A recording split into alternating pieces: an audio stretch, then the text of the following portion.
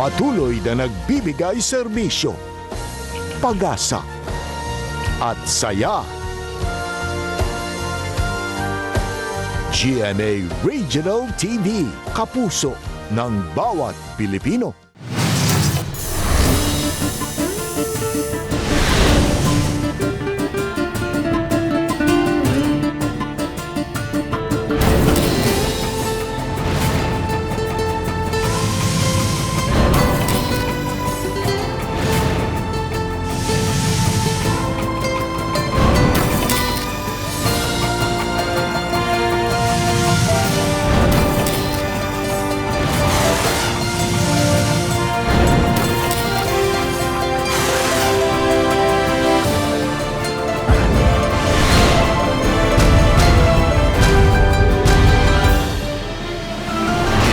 GMA Regional TV, Balitang Bisdak.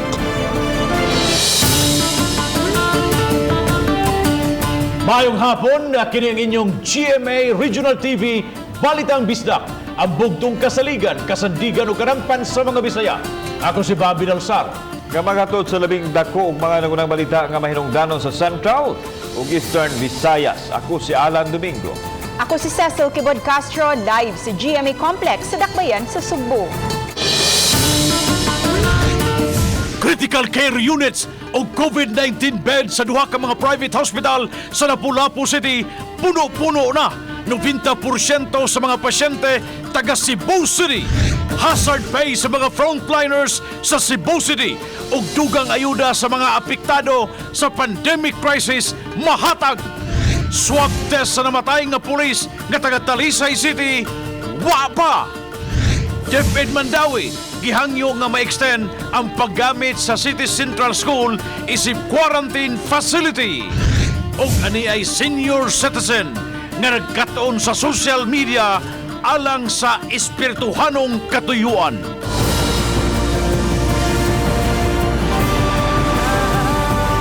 Kini ang GMA Regional TV, Balitang Bisdak.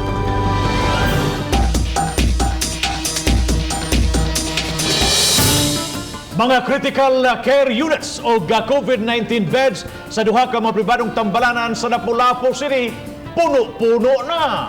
90% sa mga pasyente sa mga tambalanan mga taga Cebu City. Sa tigom sa kadagkuan sa Lapu-Lapu City, uyon sila sa posibilidad nga magdugang og mga COVID beds ug facility. Siluan Mirindina sa report. Sa virtual meeting ganihang buntag, uban sa kadagkuan sa Lapu-Lapu City Hall ug sa mga hospital administrators sa duha ka mga pribadong tambalanan kaganihang buntag. Nasayran nga puno-puno na ang mga critical care units ug mga COVID beds. Sa Hospital 1, may 3 ka mga intensive care units, duha niini okupado na.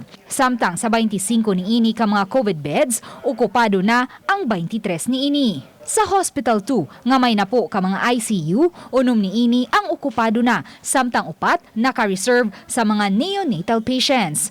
Puno na usab ang 45 ka mga COVID beds niini. Daghan ang nagpatabang nato dinhi, nanawag nato no, mga amigo niya, na iban mga kapitan, no, mga opisyal dito sa Cebu City, na manawag nga mga private sector, no, patabang sila nga ari lagi ko no sa mga hospital diri. But I'm sorry, we are full. 90% sa patients are coming from Cebu City. Yes, only 10% ang sa Lapu-Lapu. Apan kinagpadayon ang pagsaka sa gidaghanon sa mga COVID patients, gita na usab karon sa mga opisyal sa Dakbayan ang posibilidad nga mamahimong madugangan ang mga COVID beds. Matod sa mga hospital administrators, mamahimo pa silang mo-expand sa ilahang critical care facility. Apan wala sila igong manpower alang niini. Willing sila to expand, but the government has to help them. Ni-commit po nga motabang nila when it comes to the personnel and the PPEs, no? So what we intend to do is to write a letter to the OH asking also help sa manpower. Ang crisis manager nga sina Jel Banasya mi konsiderar usab karon sa pag-convert sa Hoops Dome ngadto sa usa ka COVID facility alang sa mga mild symptomatic patients. Matud ni Banasya, may igong pondo pa ang crisis management aron matrabaho ang facility. Nabalaka ang crisis manager nga sa pagsulod niya sa buwan sa Hulyo ug Agosto o ang gikonsiderar nga flu season, mas mudaghan pa unya ang mga symptomatic patients. Busa karon palang daan, nangita na sila og dapit nga mamahimong kapahimutangan niini. We need technical advice on how to do about it because it's a coliseum, no? Unsa bay mga medical do's and don'ts. Uban ni Godfrey Relien, Luan Merondina, Balitang Bisdak. Hazard pay sa mga frontliners sa dakbayan sa Sugbo ug dugang ayuda sa bugas sa matag tao ang apektado sa pandemic hayag human mapalabang ang 1.9 billion pesos nga supplemental budget. Ano ang report? Mga frontliners nga ubos sa dakbayan sa Sugbo ug sa kabarangayan makadawat og hazard pay human mapalabang ang 1.9 bilyones pesos nga supplemental budget number 3. 322 million pesos ang gigahin alang sa hazard pay alang sa duha ka buwan nga napaubos ang dakbayan sa enhanced community quarantine. They deserve, I believe nga kini mga tawahan na angayan gid kayo nga taga ra to hazard pay kay they really contribute a lot no in fighting this COVID-19 pandemic. So just proper and appropriate nga angayan lang gyud kayo nga they deserve to be given this hazard pay gikan sa Cebu City government. Adunay 500 million pesos usab ang gigahin alang sa COVID-19 aid nga gamiton sa ikaduhang hugna sa rice subsidy sa mga mulupyo sa dakbayan. It took time lang ang sa budget deliberation. So I'm glad that yesterday finally na-approve na gid ang budget for the supplemental budget 3. Kay we have to pass a supplemental budget kay ang sources of funds is coming from the national government which was downloaded sa ato sa Cebu City. Nasukip usab sa budget ang 450 million pesos alang sa cash aid sa senior citizens o 55 milyones pesos alang sa persons with disability kun PWD. 100 million pesos sa CHAMP o 500 million pesos alang sa katukuran sa Cebu City Medical Center. Kauban si Marlon Milgaso, ako si Alan Domingo. Balitang Bisdak.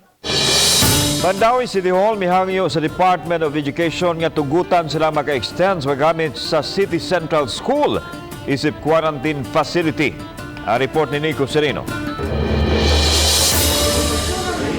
Sa sesyon sa Konseho sa Mandawi kaganiha, gipasar ang resolusyon nga gi-address sa Department of Education.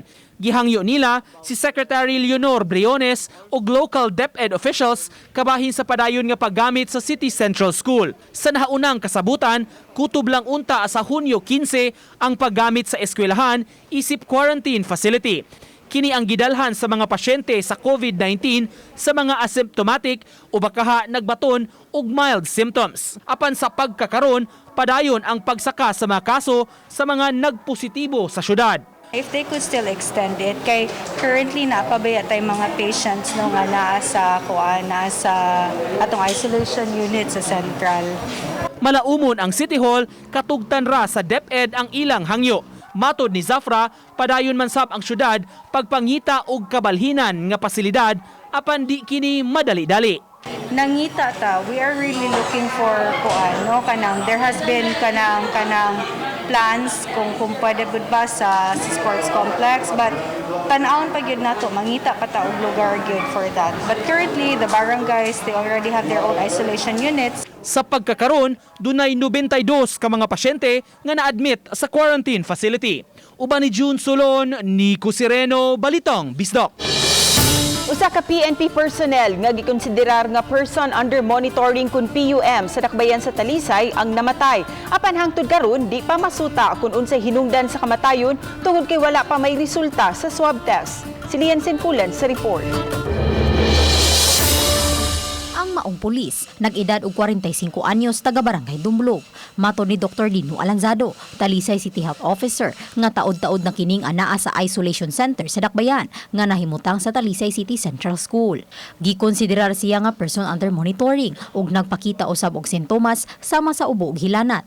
Matud pa nga ni adtong Hunyo 5 siya gikuhaan og swab test. Apan hangtod karon wala pa gihapon migawas ang resulta niini. I-treat siya sa isa sa mong kauban as diabetes mellitus type 2. Taod-taod na to siya diha sa mo ang isolation center kay nag-cough man to siya, nag-fever. So he was swabbed June 5. So until karon wala lang gihapon ang result. Apan sa miaging mga adlaw, gidala siya sa Talisay District Hospital, human ni grabe ang iyang gipamati. Apan sa wa lang damha, mitaliwan siya samtang anaa sa Tambalanan. I-transfer dayon siya sa Talisay District Hospital. He was even intubated there.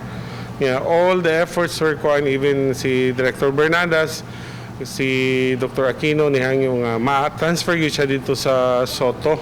But unfortunately, na-ER death yun siya atong panahon na. Wala pa mahibawi ang resulta sa iyang kamatayon ug wala pa'y official death certificate. Samtang bisan pa man niini, nangandam na lang usab daan ang Dakbayan alang sa contact tracing. Gisuwayan usab na mo pagkuha ang habig sa pamilya, apan wala pa kini mag-reply sa among gipadalang mensahe. Uban ni Renate Quiñones, Lian Singkulan, Balitang Bisdak. Konseho sa Dakbayan sa Mandawi mihangyong tutukan ang isyu sa kakuangan sa luna alang sa mga pampublikong sementeryo. Nanawagan o sila mupalit og refrigerated van aron temporaryong kabutangan sa mga patay. Ang report ni Nico Serino. Nahuwasan si Konsehal ni Risa Sun Ruiz nga nasulbad na ang ilang problema. Nalubong na kagahapon sa hapon katong bana sa iyang sinaligan nga namatay sa City Hospital human sila mandui nga ilubong dayon. Nagkapuliki ang pamilya pagpangita og kalubngan labi na kay puno na ang Mandawi Municipal Cemetery. Ipakremate unta kini sa punerarya nga gikasabot sa syudad apan ang labing sayong schedule sa Biyernes pa. Gumikan sa maong suliran, nakaamgo sila sa kalisod kun dunay kabus nga mamatay karong panahona. Mao nga sa regular session sa konseho kaganiha, gipalabang ang resolusyon nga mangita og dapit nga himuong samang publiko. Tipik sa resolusyon ang pag-auhag sa mayor nga makigsabot-sabot aron makapalit og luna ang syudad alang sa bag-ong pampublikong semeteryo. I know nga na plano pero wa na bitaw mathatagig priority. So at least sa nahitabo, it has been an eye-opener nga naginid, kinahanglan na gyud. So balikan na. I got also text messages sa mga pastors ka nakauban nato nga they said nga dahil sakto tinuod yun na kay they also have this problem. Nasukipsab sa resolusyon ang auhag sa konseho nga mupalit ang Dakbayan og mortuary freezer nga himuong morgue sa City Hospital. Gamiton kini aron himuong temporaryong kabutangan sa mga patayng lawas labi na tungod sa COVID outbreak. Laing gisugyot pagpalit sab og crematory van aron mas dali ang pag-atiman sa mga mamatay karong panahona. Ang nagud refrigerated nga mga morgue ang mga private hospitals raman. So dili ka pasyente dito nga namatay ka, dili gyud ka masud dito. Unya tungod lagi aning problema sa scheduling sa mga cremation o asa ilubong, dili gyud nimo dayon malubong ang pasyente. Sa nahaunang interview sa Executive Secretary sa syudad, gitataw niini wala pa ang COVID na dapit na sa pagtagad sa mayor ang kakuwangan sa espasyo sa public cemetery o gipangitaan na kini og pamaagi. Uban ni June Solon, Nico Sereno, Balitang Bisdak.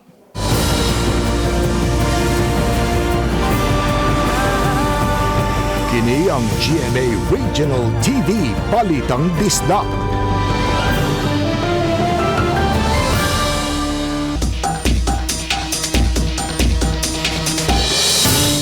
Dugang mga recoveries ang natala sa Dakbayan sa Talisay apan nadugangan usab kini og lain pang mga kaso sa COVID-19. Adunay live update si Lian Singkulan. Lian.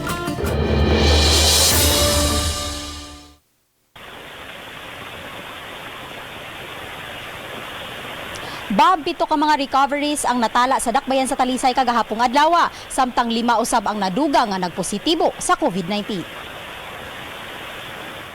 Kibutyag ni Dr. Lino Alanzado, Talisay City Health Officer, nga 131 na ka mga kaso sa COVID-19 ang natala sa dakbayan sa Talisay. 61 kanila ang mga active cases. May usa-usab nga natala kagahapon nga mitaliwan hinungdan nga miabot na sa 20 ka mga tawo ang namatay. Samtang ang mga mitaliwan naghambi ng daan ug balatian. Gidugang hinuon ni Alanzado nga pipila kanila nag-edad usab og 50 anyos pataas. Anaa sa 11.1% ang mortality rate sa dakbayan. Ang 131 nga cases, so out of 61 na nami 50 nga ang active na 61, 50 ang among na-recovered.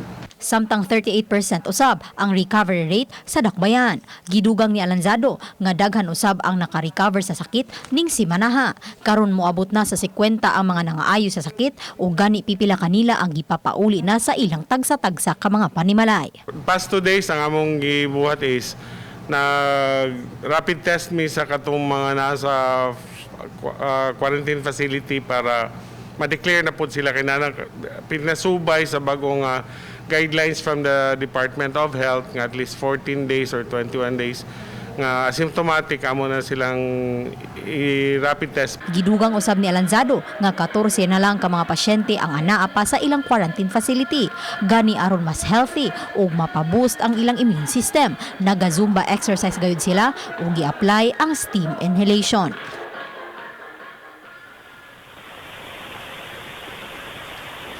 Samtang Bob, kining 14 ka mga pasyente nga anaa sa isolation facility, mao kini sila ang mga asymptomatic. Samtang ang uban anaa sa ospital, nagpaalib. Bob?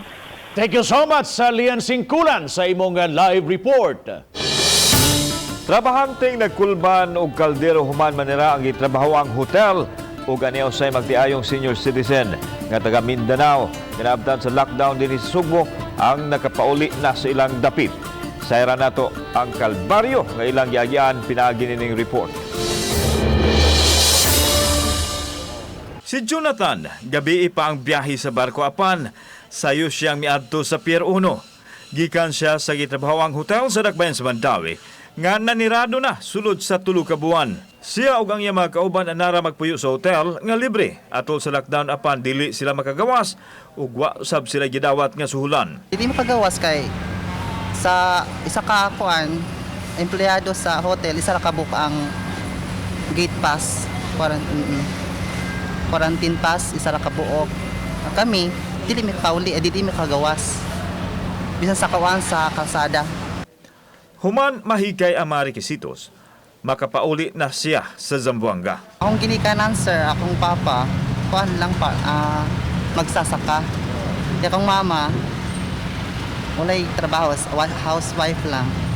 Ang magtiayong senior citizen nga silang Elidio ug Jovelyn, taga Davao, og mianhi lang sa Sugbo ni atong Marso 14 aron motambong sa birthday sa ilang amahan dito sa Tuburan. Apan naabtan sila sa lockdown busa, excited na kayo silang makapauli human sa 3 ka buwan. Kahilakon nga misaysay si Elidio sa iyang kasinatian tungod sa kalisod sa proseso sa ilang pagpauli, ilabi na nga sila mga senior citizen.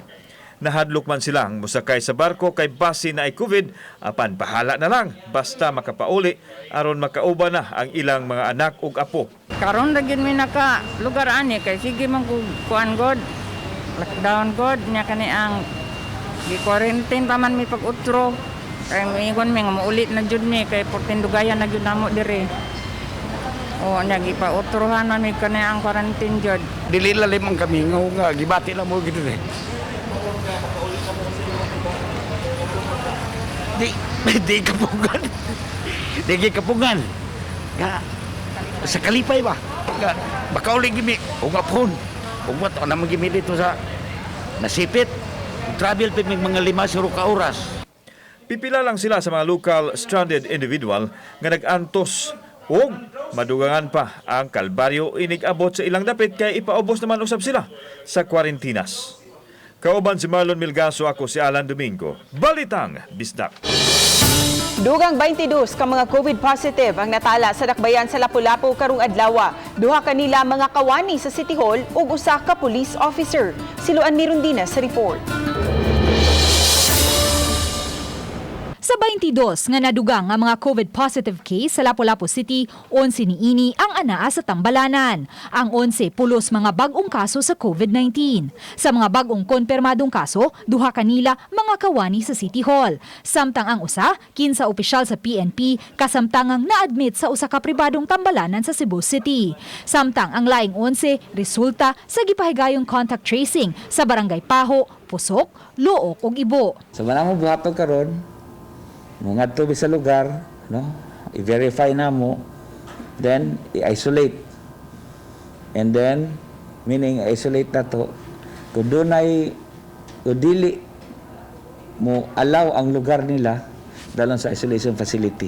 Sa pagkakaroon, musumada na ngadto sa 220 ang mga COVID positive cases sa Lapu-Lapu City.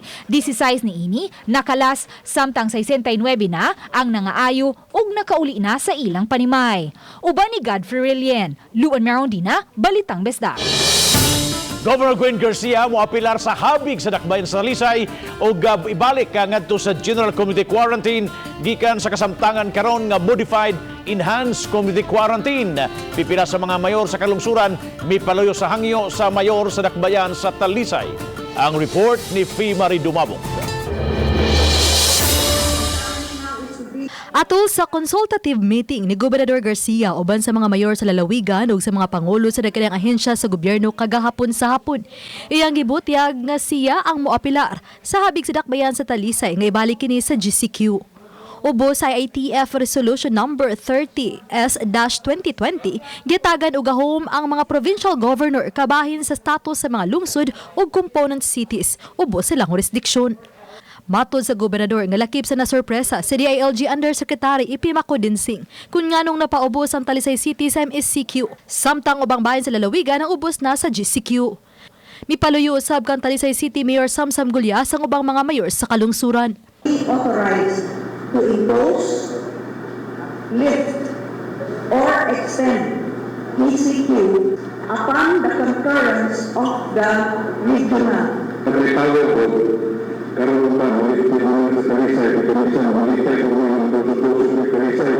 Based on the resolution just read. So this is for District 1. Mipasali ginoon si Dr. Jaime Bernadas, Director sa DOH-7 o co-chairman sa RIATF, nga ilakip nila sa ilang hisgutan ang reclassification sa Talisay City. Gilantawan nga makakuha ugma og feedback sa appeal si Garcia. Samtang giangkon usab ni Bernadas nga managlaya ang data sa rehiyon ug sa kauluhan apan gipangitaan na kini og pamaagi aron magkatugma ang mga kaso. There were some problems encountered in the database and including the national. So in fact, they are coming tomorrow for the updating of this database. Uban ni Cleofer Lumayag, ako si Fee Marie Dumabok, Balitang Bisdak. Dugang 38 ka mga kaso sa COVID-19 ang natala sa Mandawi City. Ang mga new cases nga nalista kagahapon nagikan sa lain-laing barangay.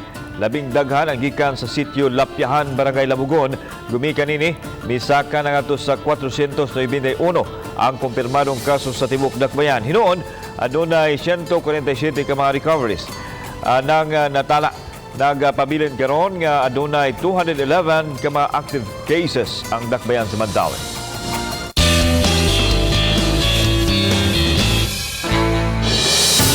Nakita ang kamahinungdanon sa edukasyon usa ka ESL online teacher sa Dakbayan sa Mandawi libreng mitudlo sa kabataan sa basic English. Lakip na video editing nga makalingaw aron daling makatun sa gitudlo. Kini ang report ni Fee Marie Dumabong. Ning panahon nga dagang hagit sa kinabuhi ang giatubang, adunay pipila nga sayano nga pamaagi mipaambit sa ilang mga kahibalo. Sama na lang ni Van Jasper Araneta o mas na ilang Sir Van, taga-umapa Dakbayan sa Mandawi, o sa ka home-based ESL teacher. Nangita siya og panahon nga motudlo sa iyang mga silingang kabataan sa basic English, video editing ug musika nga libre lang. Explain step by step. Sabi nga, ako sa i-emphasize sila nga sa importance sa English in their own lives. Aron mas daling makatunan, gihimo niya kining makalingaw. Hinungdan nga nakahimo sab sila og makalingaw nga mga videos. There are people dying. If you care enough for a living, make a better place. It's for you and for me. Lakip sa nakatunan sa mga bata ang mga maayong gawi. Gusto ko nga namin makalinga sa kanila.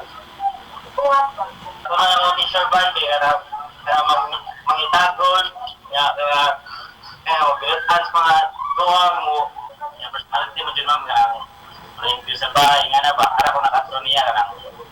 So na kayo, lagan Jimmy. Way pili si Sir Van sa konpilay edad sa buot mukaton. Si bisan kinsa nga uhaw sa kahibalo, iyang alagaran. Uban ni Cleofer Lumayag, ako si Femery Dumabok, Balitang Bisdak. Mga private o public hospital sa Dakbayan Sugbo, gimanduan nga muhatag og daily report ngadto sa Cebu City Health Department. Base kini sa ginuwatang executive order ni Cebu City Mayor Edgardo Rabilia. Apil nini ang admission o discharge nga mga pasyente labi na sa coronavirus disease. Lakip sa ipasumiter ang upat ka mga isolation facilities sa Dakbayan sa Sugbo. Samtang niabot na og 2001 ang mga naka-recover sa Dakbayan Sugbo ug adunay 2078 nga active cases. Adunay 122 ka mga bag-ong kaso sa COVID sa Cebu City base sa record sa City Health Department. Sa pikas nga bahin, muabot na usab og 40 sa 81 ka mga pulis sa Region 7 ang nag-COVID positive o naayo na.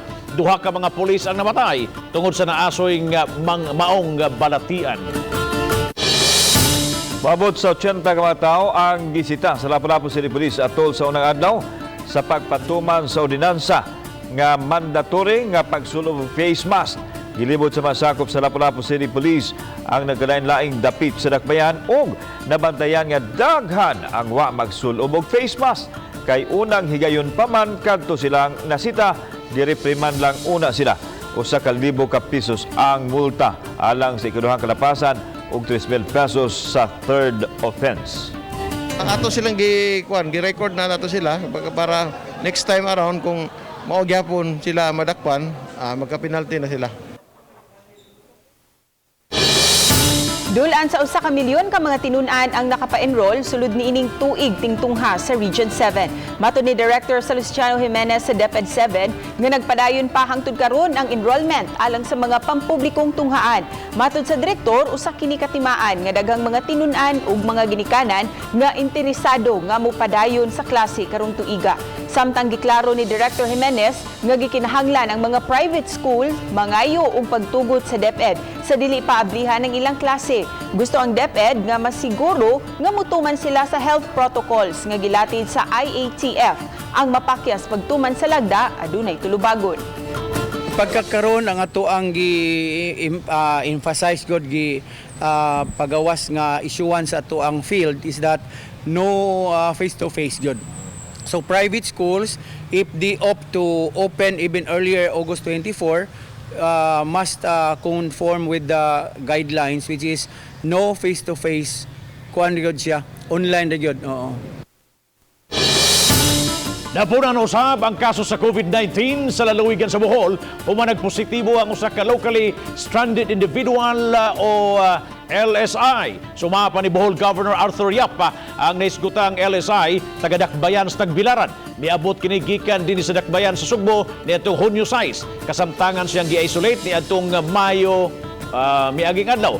Mugabot sa 113 ka mga bulano na ang nakapauli na sa ilang mga bahay human sa mandatory day 14-day quarantine. Samtang adunay 2,573 pa ka mga bulanon ang naka-quarantine sa nagkadaiyang facilities sa nagkalaing kalungsuran dito sa lalawigan. As of 5:30 karong hapon niadtong Hunyo 16, ang Bohol adunay na record nga 15 ka positive cases, din 7 ang active cases, 7 ang naka-recover ug usa ang namatay. Samtang gipahinumduman ni Governor Yap ang mga bulanon nga sundon ang mga health protocols sama sa physical distancing, personal hygiene o pagsulob og face mask. Aron matabangan ang mga tinun-an sa daycare center, kapadayon silang pagtuon karong tuiga, giingusgan karon sa City Social Welfare Office sa Lapu-Lapu City ang pagpangampanya alang sa donasyon sa mga workbooks Karong Hunyo 22, magsugod na ang survey sa taga-CSWD kung pila ka mga ginikanan ang uyon sa modular nga paagi sa klase ug pila usab ang uyon sa face-to-face.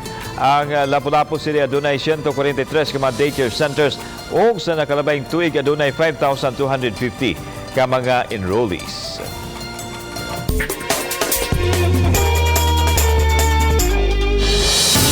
Sugat pagsugod sa quarantine ang mga senior citizens ug mga minor de edad gidid-an nga makagawas-gawas kay sila ang gihulagway nga puyaw takbuyan sa COVID-19. Apan ani ay 69 years old nga senior citizen nagkat-on sa social media. Atong sayran sa report ni Femery Dumabo. Looy kaayo nagkagiwatay Pasaylo ako tay Imong anak Fernando. Age won't matter. Ilabi na kun musika o pagpalagsik sa lawas ang isgutan. Hinungdan nga si Lolo Rodi Tutor, bisan sa 69 anyos na. Pabagets-bagets pa ang outfit og musika maoy tirada. Si Tutor usa ka retired bank manager og naanad ang adunay trabahoon. Apan sa stay-at-home order, inay usik-usika ng oras. Gigamit niya kini sa pagtagik og mga awit, pag-ehersisyo og paglingaw sa oras uban sa iyang pamilya ilabi na sa iyang mga apo. Gani upat na ka mga kantang iyang na-compose, na-record og na-post sa social media nga nakahatag og lingaw sa mga netizen ni viral kini. In our current situation, we all feel in condemnation. The COVID-19's infection, it's spreading day and night across the big ocean. Makahupay sa mga kaadlok o mga kaguol, no, and then pa mga stress reliever mo na nga mas may patingali aron mo productive ko kung Siya og ang hamili niyang kapikas padayang ni palambo sa ilang spiritual life. Pinaagi sa pagsalmo sa sanimanang online Bible sharing og prayer meeting kauban ang iyang pundok sa Couples for Christ. kanang weak na bitaw immune system mo man ay dali ra tayo ma-biktima ani. Ako advice nga og dili-dili importante ang paglakaw sa gawas, di na lang gid mo gawas. Alang kang tutor, gikinahanglan nga lagsik kanunay ang panlawas, abtik nga panghunahuna ug ang pagpaligon sa aspetong espiritual. Aron mapaligon usab ang aspetong emosyonal, ilabi ning panahon nga way kasiguruan tungod sa pandemya. Uban ni Cleofer Lumayag, ako si Femery Dumabok, Balitang Bisdak. Mga kapuso, inyo makita kining mga episode sa official website sa GMA Regional TV, www.gmaregionaltv.com. Bisitahaw usab ang atong official YouTube channel, GMA Regional TV. O gi-click ang subscribe button alang sa mga init ug mga nagunang mga balita ug kasayuran gikan sa mga rehiyon. Daghang salamat sa mga kapuso nato. Apil lang nasa gawas sa nasod nga nakisayon sa mga dagko o mga nagunang balita sa rehiyon. Ako si Alan Domingo. Ugi ka namong tanan dinhi sa Central ug Eastern Visayas. Ako si Cecil Kibod Castro. Ang inyong balita ang among balita tungod kay matag lokal nga balita mahinungdanon. Kini ang inyong GMA Regional TV Balitang Bisdak. Buong puso para sa Pilipino. Ako si Bambi Nalsaro. Maayong hapon mga kapuso.